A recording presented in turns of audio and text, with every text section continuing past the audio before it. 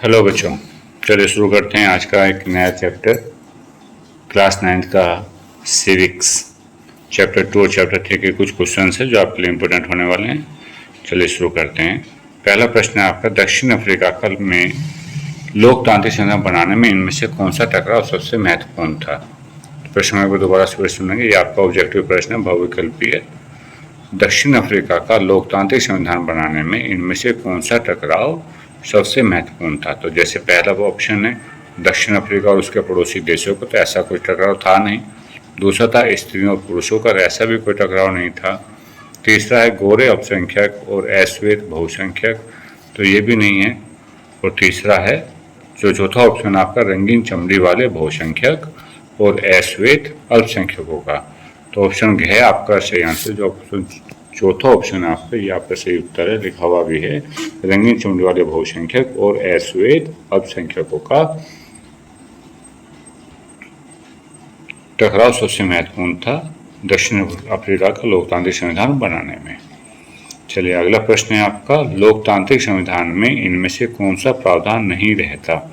तो जो लोकतांत्रिक संविधान होता है आपको बताना इनमें से कौन सा प्रावधान नहीं रहता। सबसे पहले शासन प्रमुख का अधिकार। तो जब लोकतांत्रिक संविधान होता है तो उसमें शासन प्रमुख को कुछ अधिकार संविधान में लिखित होते हैं जो कंपलसरी है। दूसरा ऑप्शन है आपका शासन प्रमुख का नाम। तीसरा है विधायिका के अधिकार। तो संविधान में विधायिका जो होती है, जो कानून बनाने का कार्य करती है, विधायिका के कुछ अधिकार होते हैं। और संविधान में देश का नाम, यदि देश का नाम नहीं है तो संविधान कैसे होगा। तो इसमें ऑप्शन ख आपका सही है, संविधान प्रमुख का नाम। किसी भी संविधान में शासन के प्रमुख का नाम नहीं होता है। क्यों नहीं होता? इसके शासन प्रमुख चेंज होता रहता है। लोकतंत्र का अर्थ क्या है? लोकतंत्र का अर्थ है जनता के लिए जनता की सरकार। जो जनता है, लोग उसमें अपने प्रतिनिधि को चुनते हैं, प्रतिनिधियों के द्वारा किसी देश के लोगों पर ही शासन किया जाता है, उसे हम लोकतांत्रिक सरकार कहते हैं।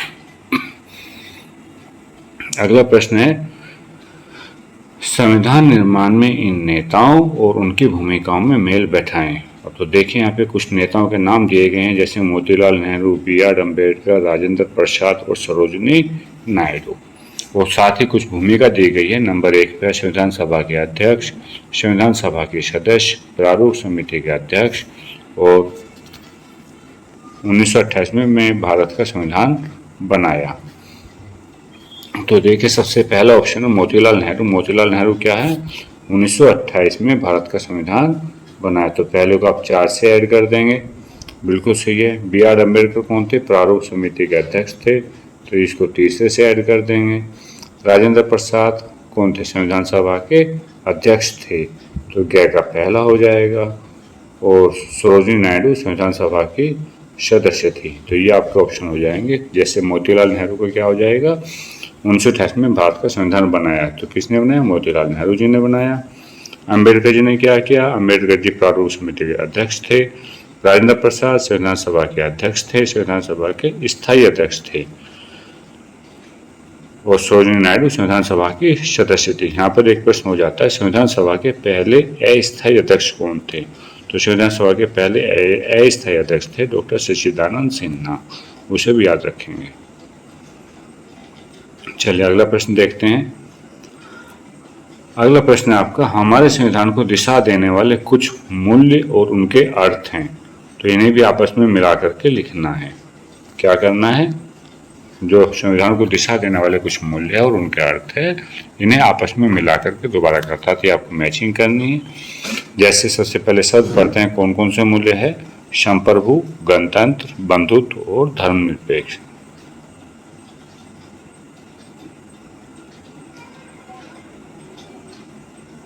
तो आपसे क्या पूछा गया है कि इनके अर्थ क्या है? तो देखिए पहले अर्थ पढ़ते हैं। सरकार किसी धर्म के निर्देशों के अनुसार काम नहीं करेगी। दूसरा है फैसला लेने का सर्वोच्च अधिकार लोगों के पास होता है। तीसरा है शासन प्रमुख एक चुना हुआ व्यक्ति है।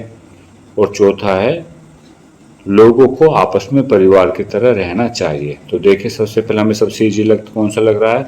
लोगों को आपस में परिवार की तरह रहना चाहिए। तो यानी और ये किसको बोलते हैं? बंधुत्व को कहते हैं। बंधुत्व का मतलब क्या होता है? सब परिवार की तरह हो। तो चौथा ऑप्शन गैसे हो गया। धर्मनिरपेक्ष क्या है?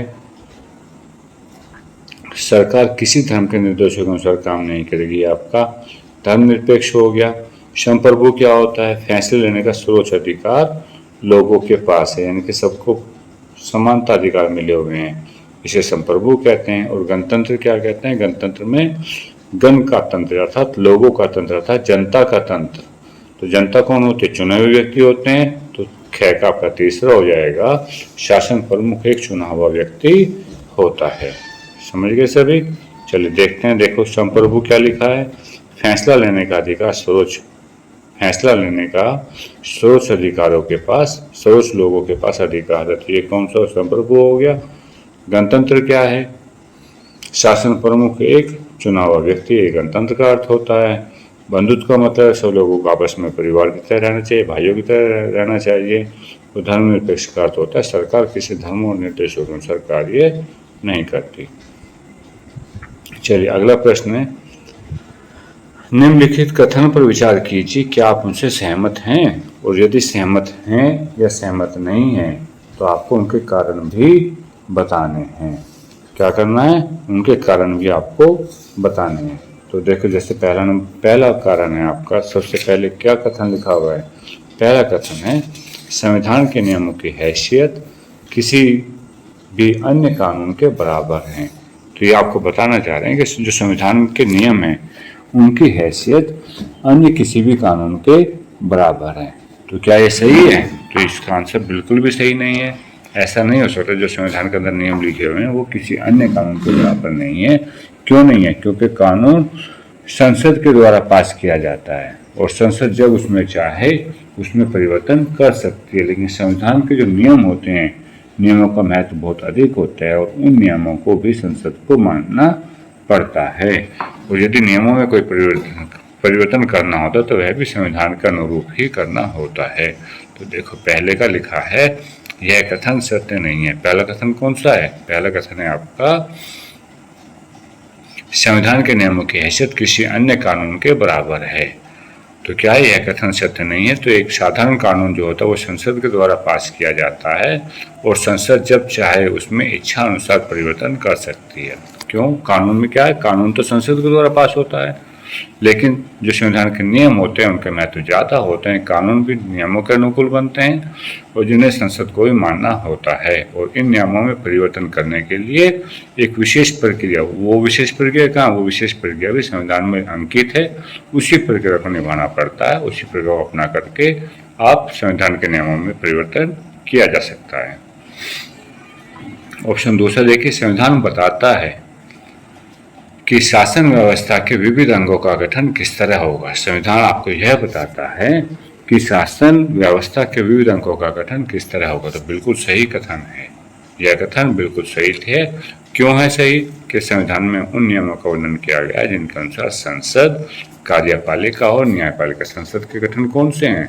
संविधान के जो गठन अंग है कौन कौन से? संसद है, कार्यपालिका है, न्यायपालिका, इनकी स्थापना की जाती है, संविधान में बताया गया है। और संविधान में ही राष्ट्रपति के चुनाव की विधि, अवधि या शक्तियों का वर्णन किया गया है जो संविधान में अंकित है। प्रधानमंत्री की नियुक्ति शक्तियों का, ये सब संसद के अंग है, सरकार के अंग हैं। संसद, कार्यपालिका, न्यायपालिका, राष्ट्रपति, प्रधानमंत्री, संसद, ये सब क्या है? सरकार के अंग हैं। तो इन अंगों की व्यवस्था शासन व्यवस्था में संविधान के द्वारा की गई है। चलिए समझ गए। अब देखते हैं ऑप्शन गए। प्रश्न नंबर गया कौन सा है आपका? प्रश्न नंबर गया है, एक कथन है, नागरिकों के अधिकार और सरकार की सत्ता की सीमाओं का उल्लेख भी संविधान में स्पष्ट रूप से अंकित है। तो बिल्कुल है, बिल्कुल सही प्रश्न है आपका। नागरिकों के अधिकार और सरकार की सत्ता की सीमाओं का उल्लेख भी संविधान में स्पष्ट रूप में है। तो इसका आप यहाँ पर देख सकते हैं, गय को संविधान के तीसरे भाग में 6 मौलिक अधिकारों का वर्णन किया गया है। मौलिक अधिकार वे मौलिक अधिकार है जो हर व्यक्ति को जन्म से मिल जाते हैं। सरकार मौलिक अधिकारों के विरुद्ध कानून नहीं बना सकती और यदि बनाती भी है तो सर्वोच्च न्यायालय उसे रद्द कर सकता है। हमारे मौलिक अधिकार में एक अधिकार है जिसके द्वारा सर्वोच्च न्यायालय को अधिकार है कि वो किसी भी ऐसे कानून को रद्द कर सकती है जिससे मौलिक अधिकारों का हनन होता है। अगला कथन है आपका, संविधान संस्थाओं की चर्चा करता है, उसका मूल्यों से कोई लेना देना नहीं है। क्या कथन है? संविधान संस्थाओं की चर्चा करता है, उसका मूल्यों से कोई लेना देना नहीं है। तो यह कथन भी बिल्कुल गलत है, सत्य नहीं है। संविधान केवल संस्थाओं का ही वर्णन नहीं करता, बल्कि जो मूल्य होते हैं उन पर भी जोर दिया जाता है। जैसे भारत के संविधान की प्रस्तावना में संविधान के दर्शन, मूल्यों का वर्णन किया गया है और प्रस्तावना में ही भारत को प्रभुत्व संपन्न, समाजवादी, धर्मनिरपेक्ष, लोकतांत्रिक गणराज्य घोषित किया गया है। प्रस्तावना में न्याय, स्वतंत्रता, समानता, बंधुत्व, व्यक्ति के गौरव, राष्ट्र की एकता, अखंडता आदि मूल्यों पर बल दिया गया है। तो जब प्रस्तावना में ही बल दिया गया है, मूल्यों पर बल दिया गया है, तो हम ये नहीं कह सकते कि संविधान केवल संस्थाओं की बात करता है और मूल्यों पर जोर नहीं देता है। तो यह कथन गलत है। चलिए अगला क्वेश्चन देखते हैं। अगला क्वेश्चन आपका चुनाव वाले चैप्टर से हो गया है। चुनावी राजनीति। चुनाव क्यों होते हैं, इनके बारे में कौन सा वाक्य ठीक नहीं है?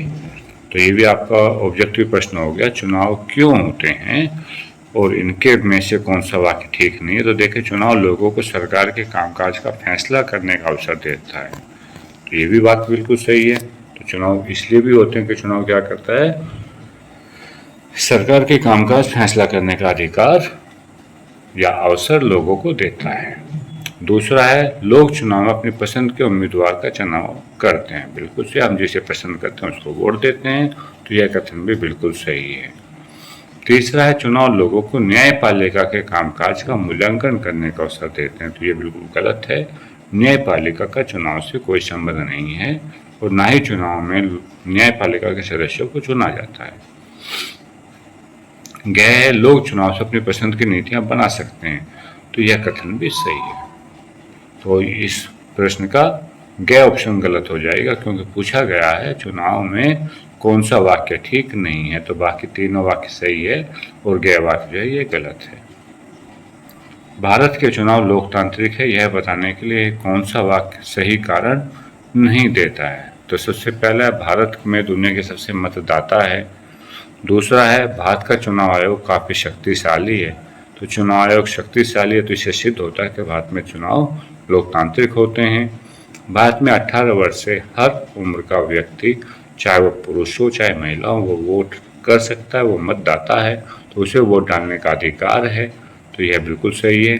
और भारत में चुनाव हारने वाली पार्टियां जनादेश स्वीकार कर लेते हैं। जनादेश लोगों का आदेश ही मान करके वो स्वीकार करती है कि वो चुनाव हार गई है। तो यह कथन भी सही। तो जो पहला ऑप्शन है आपका के भारत के दुनिया में सबसे अधिक मतदाता है, ये सही कारण नहीं है कि भारत का चुनाव लोकतांत्रिक है। यही ऑप्शन आपका सही है। अगला प्रश्न है, निम्नलिखित में मेल ढूंढे। पहला, समय समय पर मतदाता सूची का नवीकरण आवश्यक है ताकि। दूसरा, कुछ निर्वाचन क्षेत्र अनुसूचित जाति और अनुसूचित जनजाति के लिए आरक्षित है। प्रत्येक को सिर्फ एक वोट डालने का अधिकार है। और गैर लिखा हुआ है, सत्ताधारी दल को सरकारी वाहन के इस्तेमाल की अनुमति नहीं है। क्यों नहीं है? तो देखिए इधर लिखेंगे। दूसरा देखते हैं हम, समाज के हर तबके का समुचित प्रतिनिधित्व हो सके, हर एक को अपना प्रतिनिधि चुनने का समान अवसर मिल सके, हर उम्मीदवार को चुनाव लड़ने का समान अवसर मिल सके। और अगला लिखा है, संभव है कुछ लोग उस जगह से अलग चले गए हो जहां उसने पिछले चुनाव मतदान किया था। तो पहले का लिखा है, समय समय पर मतदाता सूची का नवीकरण। मतदाता सूची में क्या होता है, मतदाताओं की डिटेल्स होती है कि किस क्षेत्र में कौन मतदाता है। तो गै का ऑप्शन 4 सही मैचिंग लग रहा है। तो गै का क्या हो जाएगा, ऑप्शन 4 हो जाएगा कि मतदाता सूची का नवीनीकरण इसलिए आवश्यक है कि कहीं ऐसा ना हो कुछ लोग उस इलाके से अलग चले गए हो जिन्होंने पिछले चुनाव में यहाँ पर पार्टिसिपेट किया था। ख है, कुछ निर्वाचन क्षेत्र अनुसूचित जाति और अनुसूचित जनजाति के लिए आरक्षित है। तो ये इसलिए आरक्षित है जिससे समाज के प्रत्येक हर तबके का समुचित प्रतिनिधित्व हो सके। तो ऑप्शन 1 इसके लिए सही मैचिंग होगा।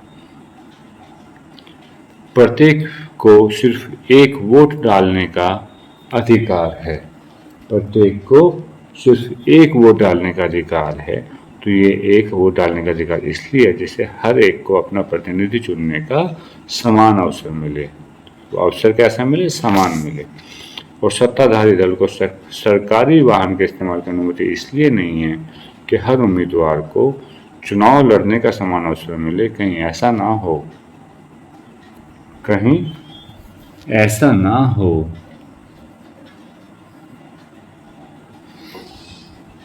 क्या ना हो कि हर उम्मीदवार को चुनाव का समान अवसर क्यों मिले? यदि सत्ताधारी बोलकर तो वो सरकारी वाहन का इस्तेमाल कर सकता है, तो जो कि उसके लिए गलत होगा। समझ गए सभी? चलिए देख लेते हैं वो उत्तर। पहले का है, समय समय पर मतदाता सूची का नवीनीकरण इसलिए आवश्यक है कि संभव है कुछ लोग वहां से अलग चले गए जहां उन्होंने पिछले साल मतदान किया था। दूसरा, कुछ निर्वाचन क्षेत्र अनुसूचित जाति और अनुसूचित जनजाति के लिए आरक्षित है ताकि समाज के हर तबके का समुचित प्रतिनिधित्व हो सके। तीसरा, प्रत्येक को सिर्फ एक वोट डालने का अधिकार है जिससे हर एक को अपना प्रतिनिधि चुनने का समान अवसर मिले। और चौथा है, सत्ताधारी दल को सरकारी वाहन के इस्तेमाल की अनुमति इसलिए नहीं है जिससे हर उम्मीदवार को चुनाव लड़ने का अवसर समान रूप से मिले। अगला प्रश्न है, इस अध्याय में वर्णित चुनाव संबंधी सभी गतिविधियों की एक सूची बनाएं और इन चुनाव में सबसे पहले किए जाने वाले काम से लेकर आखिर के काम तक के लिए सजाए, जिनमें से कुछ मामले हैं जैसे चुनावी घोषणा पत्र जारी करना, वोटों की गिनती, मतदाता सूची बनाना, चुनाव अभियान, चुनाव नतीजों की घोषणा, मतदान, पुनर्मतदान के आदेश, चुनाव प्रक्रिया की घोषणा, नामांकन दाखिल करना आदि आदि। इनकी एक लिस्ट बनानी है तो सबसे पहले क्या करेंगे? मतदाता सूची बनाएंगे, उसके बाद चुनाव प्रक्रिया की घोषणा करेंगे, फिर नामांकन दाखिल करेंगे, फिर चुनाव घोषणा पत्र जारी करेंगे, घोषणा पत्र जारी करने के बाद चुनाव अभियान होगा, फिर मतदान होता है, फिर यदि मतदान में कोई कमी होती है तो पुनर्मतदान के आदेश कहीं दिए जाते हैं, फिर उसके बाद वोटों की गिनती होती है और गिनती होने के बाद चुनाव का नतीजा की घोषणा की जाती है। उम्मीद है ये आपको अच्छे से याद हो गया होगा। अगला प्रश्न है, सुरेखा एक राज्य विधानसभा क्षेत्र में स्वतंत्र और निष्पक्ष चुनाव कराने वाली अधिकारी है और चुनाव के इन चरणों में उसे किन किन बातों पर ध्यान देना होगा। तो इस प्रश्न आप समझ सकते हो कि जो चुनाव अधिकारी होता है उन चुनाव अधिकारी पर उस चुनाव अधिकारी को अलग अलग चरणों में किन किन बातों पर ध्यान देना चाहिए। तो जैसे प्रश्न एक है चुनाव प्रचार, तो चुनाव प्रचार में देखना चाहिए कि जो भी अधिकारी है उस अधिकारी को यह सुनिश्चित करना होगा कि उम्मीदवार कौन कौन से कार्य ना करें। जैसे उम्मीदवार जब चुनाव प्रचार करते हैं, उम्मीदवार क्या करते हैं जब चुनाव प्रचार करते हैं तो उसे ध्यान रखना चाहिए कि जाति धर्म या के नाम पर वोट की अपील ना करे, कि वो लोगों में भीड़ में रैली में जाति और धर्म के नाम पर वोट देने की अपील ना करे, इस बात का ध्यान रखना होगा। दूसरा, चुनाव प्रचार हेतु पूजा स्थलों का प्रयोग ना करें। तीसरा, लोकसभा चुनाव और विधानसभा चुनाव की निर्धारित सीमा से ज़्यादा खर्च ना करें, यानी कि उनके खर्च पर कंट्रोल होना चाहिए। और चौथा पॉइंट है, मतदान द्वारा कोई सरकारी वाहन, हवाई जहाज या कर्मचारियों का चुनाव हेतु प्रयोग नहीं होना चाहिए। तो चुनाव प्रचार के दौरान ये चुनाव अधिकारी ड्यूटियाँ होती हैं। चुनाव मतदान के दिन होती है कि कोई भी चुनाव में गड़बड़ी ना हो और मतदान क्षेत्र पर कब्जा ना हो। वोटों की गिनती का दिन, जिस दिन वोटों की गिनती होती है तो चुनाव अधिकारी को यह भी सुनिश्चित करना चाहिए कि सभी उम्मीदवारों के एजेंट वोटों की सुचारू रूप से गणना सुनिश्चित करने के लिए वहां पर मौजूद है, जिससे कोई बाद में ये ना कह सके कि हमारी गणना सही नहीं हुई है। चलिए, तो ये प्रश्न आपको अच्छे से याद हो गए होंगे, आप समझ गए होंगे। यदि किसी को कोई प्रॉब्लम होती है तो आप कमेंट में ज़रूर पास करें और वीडियो को लाइक और शेयर करना ना भूलें। यदि अभी तक चैनल सब्सक्राइब ना किया सब्सक्राइब कर लें। Thanks for watching G10 classes, जो आपका अपना चैनल है। चलिए, थैंक यू।